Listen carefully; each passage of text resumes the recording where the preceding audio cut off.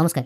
আজকের ভিডিওতে আমি দেখাবো আপনি কি করে এমপ্লয়মেন্ট ব্যাংকে যুবশ্রী প্রকল্পে আপনার নামটি রেজিস্ট্রেশন করবেন। রেজিস্ট্রেশন করার জন্য employmentbank.wb.gov.in এই ওয়েবসাইটে চলে আসবেন। এখানে আসার পর এই ওয়েবসাইটের ড্যাশবোর্ডটা অনেকটা এরকম দেখতে লাগবে। এই ওয়েবসাইটে আসার পর নিউ এনরোলমেন্ট জব সিকার লগইনের ঠিক নিচে যে অপশনটি দেখতে পাচ্ছেন ওটির উপর একবার ক্লিক করবেন। এখানে ক্লিক করার পর কিছু টার্মস অ্যান্ড কন্ডিশন এখানে বলা হয়েছে, জাস্ট এগুলো একবার পড়ে নেবেন। তারপর পেজটিকে স্ক্রল করে নিচের দিকে এসে অ্যাকসেপ্ট অ্যান্ড কন্টিনিউ এই অপশনটায় ক্লিক করবেন। এখানে ক্লিক করার পর কি আপলোড করতে হবে সেটা দেখুন বলা হয়েছে। নাম এবং ডেট অফ বার্থ প্রুফ হিসাবে মাধ্যমিকের অ্যাডমিট অথবা আপলোড করতে পারেন। কাস্ট সার্টিফিকেট যদি থাকে তাহলে সেটা আপলোড করবেন। ফিজিক্যালি হ্যান্ডিক্যাপ যদি আপনি হয়ে থাকেন তাহলে সেটা আপলোড করতে হবে। এবং এডুকেশনাল কোয়ালিফিকেশন সার্টিফিকেট যেগুলো আছে সেগুলো তো লাগবেই। সবগুলো ডকুমেন্ট আপলোড করতে হবে 20 থেকে 100 কেবির মধ্যে। ফর্ম এবার কিভাবে ফিল আপ করবেন সেটা একবার দেখে নেব। প্রথমে আছে পার্সোনাল ইনফরমেশন। এখানে আপনার নাম, বাবার নাম, বিবাহিত হয়ে থাকলে স্বামী বা স্ত্রীর নাম পুট করবেন। এরপর আপনাকে এখান থেকে জেন্ডার সিলেক্ট করতে হবে। আপনার কাস্ট কি আছে সেটা এখান থেকে সিলেক্ট করবেন। আপনার রিলিজিয়ন কি আছে সেটা এখান থেকে সিলেক্ট করবেন। বৈবাহিক অবস্থা অর্থাৎ আপনি বিবাহিত না অবিবাহিত সেটা এখান থেকে সিলেক্ট করবেন। তারপর আপনার ডেট অফ বার্থ যেটা আছে সেটা সঠিকটা পুট করবেন। ফিজিক্যালি হ্যান্ডিক্যাপ কিনা সেটা যদি ইয়েস হয় তাহলে কি টাইপের হ্যান্ডিক্যাপ সেটা এখান থেকে সিলেক্ট করে আপনার সার্টিফিকেটে কত পার্সেন্টেজ ডিসেবিলিটি টাইপ দেওয়া আছে সেটা এখানে টাইপ করে দেবেন। আর যদি এটা নো রাখতে চান তাহলে নো রাখবেন, তাহলে এই ডিটেলগুলো ফিল করার কিছু দরকার নেই। তারপর এখানে জিজ্ঞেস করা হচ্ছে আপনি প্রাক্তন সেনাকর্মী কিনা বা এক্স সার্ভিসম্যান কিনা। যদি ইয়েস হয় ইয়েস করবেন, অন্যথায় নো করবেন। পেজের ডান দিকে আপনার পোস্টাল অ্যাড্রেসটা পুরোটা এখানে লিখে দেবেন। তারপর আপনার স্টেট এবং ডিস্ট্রিক্ট সিলেক্ট করবেন। ডিস্ট্রিক্ট সিলেক্ট করার পর আপনার সাব ডিভিশন এখান থেকে সিলেক্ট করতে হবে। তারপর আপনার ব্লক কি আছে সেটা সিলেক্ট করবেন। তারপর আপনার পিনকোডটা দেবেন। এরপর আপনার ডিস্ট্রিক্টে যে এক্সচেঞ্জ অফিসে আপনি নামটা তুলতে চান সেটা আপনি এখান থেকে সিলেক্ট করবেন। এরপর আপনার মোবাইল নাম্বারটা এখানে পুট করবেন। ইমেল অ্যাড্রেস যদিও বাধ্যতামূলক নয় তাও দিয়ে দেবেন। এরপর আপনার আধার নাম্বারটা এখানে পুট করে দেবেন। এরপর আপনার শিক্ষাগত যোগ্যতা কি আছে সেটা এখানে একটা একটা করে পুট করবেন। ধরুন আপনি গ্র্যাজুয়েশন পাস, সেক্ষেত্রে প্রথমে এখানে সিলেক্ট করলেন মাধ্যমিক, ম্যাট্রিক পাস। কোন ইউনিভার্সিটি বা বোর্ড থেকে পাস করেছেন সেটা এখান থেকে আপনি সিলেক্ট করবেন।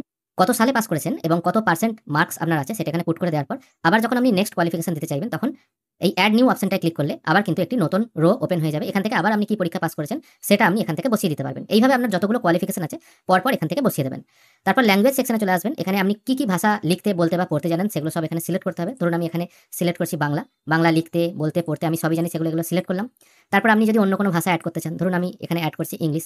ইংলিশে আপনার কতটা দক্ষতা আছে সেটা আপনি এখান থেকে সিলেক্ট করে দেবেন। তারপর আপনার উচ্চতা, ওজন এবং বুকের ছাতি কতটা আছে সেটা সেন্টিমিটার এবং কেজিতে প্রকাশ করতে হবে।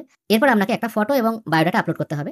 ফটোটা হতে হবে 500 কেবির মধ্যে উইথ সিগনেচার, নিচে যেন সিগনেচার থাকে, এবং বায়োডাটাটা হতে হবে 200 কেবির মধ্যে। এটা ডকুমেন্টস ফরম্যাটে আপনাকে আপলোড করতে হবে, মানে মাইক্রোসফট ডকুমেন্টস ফরম্যাটে আপনাকে আপলোড করতে হবে। এরপর বলা হচ্ছে আপনার কোনো কাজের অভিজ্ঞতা আছে কিনা, যদি থাকে কোথায় আপনি কাজ করতেন সেই ডিটেলগুলো এখানে দিয়ে দেবেন। কত টাকা স্যালারি পেতেন, কি পোস্টে কাজ করতেন, কোন সেক্টরে কাজ করতেন, কতদিনের অভিজ্ঞতা আছে, সব ডিটেল এখানে পুট করে দেবেন। যদি 2-3টে জায়গায় আপনি কাজ করে থাকেন তাহলে অ্যাড নিউ অপশনটায় ক্লিক করে যে সমস্ত জায়গায় আপনি কাজ করেছেন সেগুলো অ্যাড করে দিতে পারেন। এরপর প্রুফ অফ রেসিডেন্স, এই জায়গায় আপনি কি ডকুমেন্ট সিলেক্ট করবেন সেটা এখান থেকে সিলেক্ট করতে হবে। এটা আধারই রাখবেন। তারপর এখানে আপনার আধার নাম্বারটা পুট করে দেবেন। তারপরে প্রশ্ন করা হচ্ছে উইলিং টু রিলোকেট, মানে আপনি অন্য কোনো জায়গায় স্থানান্তর হতে চান কিনা। এটা সাধারণত নই থাকে। যদি আপনি এরকম কোনো ব্যাপার থেকে থাকে তাহলে সেটা আপনার সঠিকটা সিলেক্ট করে দেবেন। এরপর অ্যাডিশনাল ইনফরমেশন এখানে কিছু দিতে পারেন, না পারেন, কিছু অসুবিধা নেই। যদি বিপিএল হয়ে থাকে ইয়েস করবেন, অন্যথায় নো করবেন। তারপর এখানে ক্যাপচাটা পুট করে এই দুটো অপশনের টিক মার্ক দিয়ে সাবমিট করবেন। এবার আমরা নেক্সট পেজে চলে এসেছি। এখানে দেখতে পাচ্ছেন কিছু ডিটেল ফিল হয়ে আছে। এগুলো জাস্ট আমি একটা র্যান্ডম টাইপ করেছি আপনাদের দেখানোর সুবিধার জন্য। এরপর আপনাকে কিছু জিনিস এখানে আপলোড করতে হবে। যেমন আমি প্রথমেই বললাম, নাম এবং ডেট অফ বার্থ প্রুফ হিসাবে আপনি এই জিনিসগুলো আপলোড করতে পারেন, মানে মাধ্যমিকের অ্যাডমিট কার্ড, বার্থ সার্টিফিকেট ইত্যাদি। প্রুফ অফ রেসিডেন্স, যেহেতু আমি আধার কার্ড রেখেছি সেই জন্য আধারই আপলোড করতে হবে, এবং কাস্ট সার্টিফিকেট আপলোড করতে হবে যদি আপনি এসসি, এসটি, ওবিসি সম্প্রদায়ভুক্ত হয়ে থাকেন।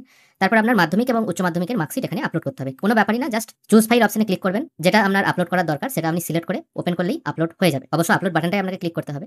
এখানে সবকিছু আপলোড হয়ে যাওয়ার পর সাবমিট বাটনে ক্লিক করবেন। আর হ্যাঁ, এখানে একটা কথা বলে দিই, ফাইলগুলো আপনাকে আপলোড করতে হবে পিডিএফ ফরম্যাটে 100 কেবির মধ্যে। রেজিস্ট্রেশন প্রসেস কমপ্লিট হয়ে গেছে। পেজটিকে স্ক্রল করে নিচের দিকে নামালে আপনার কাছে এরকম একটি ডিটেলস শো হবে। এখানে একটা টেম্পোরারি এনরোলমেন্ট নাম্বার পেয়ে যাবেন। নিচের দিকে দেখুন নোট বলা হচ্ছে, you will receive the user name and password only after validation of enrolment by employment exchange. আপনি আপনার ইউজার নেম এবং পাসওয়ার্ড এমপ্লয়মেন্ট এক্সচেঞ্জে আপনার ফর্মটি ভ্যালিডেট হওয়ার পর পাবেন। এবার আপনার কাজ কি, আপনার তো রেজিস্ট্রেশন প্রক্রিয়া সম্পূর্ণ হয়ে গেল। এরপর এই পেজটির একটি প্রিন্ট আউট নিয়ে নিতে হবে। প্রিন্ট পেজ যে অপশন আছে ওখান থেকে আপনি প্রিন্ট আউট নিয়ে নেবেন।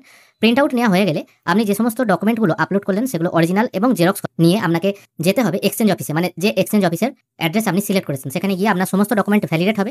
ভ্যালিডেট হয়ে যাওয়ার পর আপনাকে একটা ইউজার আইডি এবং পাসওয়ার্ড প্রোভাইড করা হবে। পরবর্তীকালে যখন লিস্ট বেরোবে সেখানে আপনি চেক করে দেখতে পারবেন আপনার নামটি এই যুবশ্রী লিস্টে এসছে কিনা।